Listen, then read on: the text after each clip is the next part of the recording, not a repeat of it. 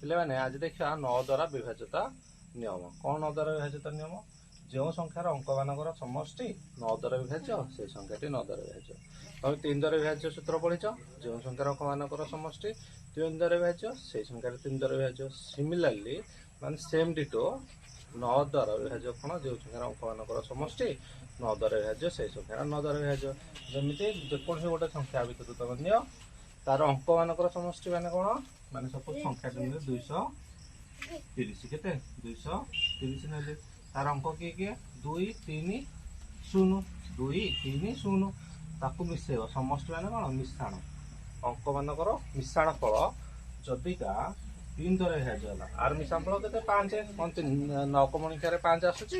ନାହିଁ, ଆସୁନି। ମାନେ ଏଇ ସଂଖ୍ୟାଟା ମୁଁ କ'ଣ କହିବି? 9 ଦ୍ୱାରା ବିଭାଜ୍ୟ ହବ।